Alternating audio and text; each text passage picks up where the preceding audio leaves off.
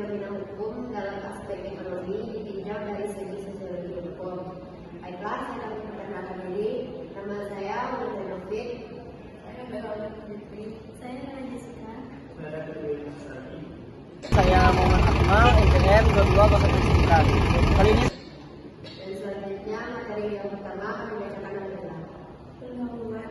Sebagai makhluk sosial, manusia senantiasa berinteraksi untuk memenuhi kebutuhan hidup yang merupakan inti dari aktivitas ekonomi. Perkembangan budaya, ilmu pengetahuan, dan teknologi telah mengubah cara memenuhi kebutuhan hingga ke tahap keinginan. Namun, tidak semua masyarakat memiliki kemampuan ekonomi yang sama. Oleh sebab itu, pembangunan ekonomi dibutuhkan akan keseimbangan antara ketersediaan produk dan daya beli masyarakat. Dapat dibentuk. Tujuan pembangunan ekonomi.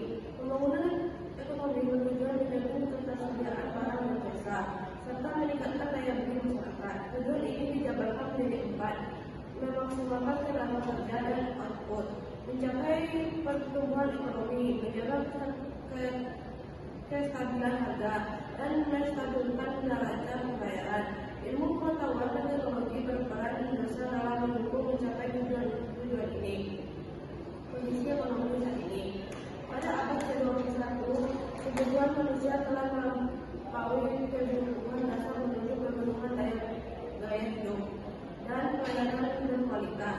Sektor pertanian, industri, dan perdagangan tidak hanya mengejar kuantitas namun juga kualitas, sesuai dengan selera dan kemampuan konsumen.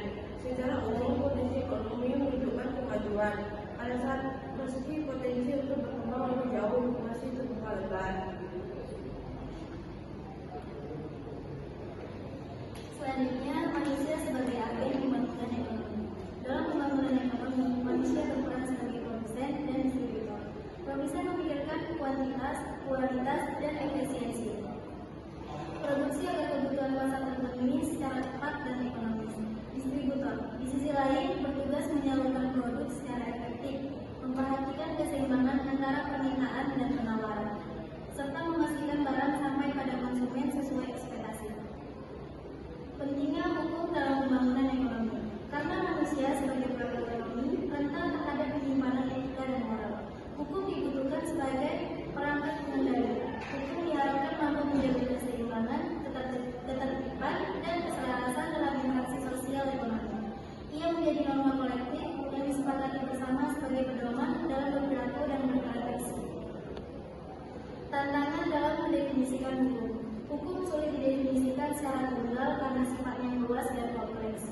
Tokoh-tokoh seperti Immanuel Kant dan Lord Lyon menegaskan bahwa hukum tidak bisa dijabarkan hanya dalam beberapa kalimat. Oleh karena itu, hukum lebih dipahami sebagai kesepakatan sosial yang bertujuan menjaga ketertiban melalui konsensus bersama berdasarkan nilai etika dan keadilan. baik, selanjutnya itu adalah hukum sebagai agen dari sebagai alat pengendali diri. Hukum membantu para pelaku ekonomi mengatur berdasarkan etika, kejujuran, estetika, dan rasionalitas. Hukum tidak seharusnya menjadi alat paksaan, melainkan menjadi pedoman yang logis dan mudah dipahami masyarakat, terutama dalam aktivitas ekonomi yang membutuhkan kepatuhan terhadap aturan demi terciptanya keadilan dan keteraturan.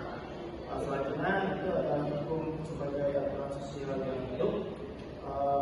Hukum memberi arahan berupa undang-undang kebijakan dan regulasi yang mengikat. Kemudian juga melakukan pengawasan melalui inspeksi lapangan dan laporan berkala.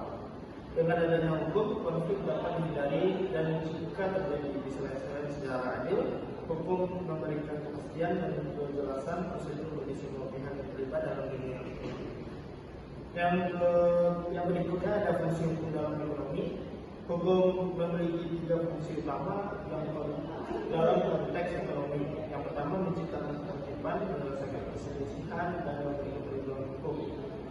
Yang ketiga, fungsi ini saling berkaitan dan menjadi landasan penting bagi terciptanya iklim ekonomi yang sehat, adil, baik bagi pengusaha, konsumen, maupun negara. Kesimpulannya, pembangunan ekonomi membutuhkan kerjasama, tujuan, pemahaman terhadap kondisi aktual, serta peran aktif manusia sebagai pelaku utama. Hukum diperlukan untuk menjaga keteraturan dan etika dalam pelaksanaan pembangunan tersebut melalui perangkat hukum yang adil, rasional, dan etis. Pembangunan ekonomi dapat berlangsung secara berkesinambungan dan berlambat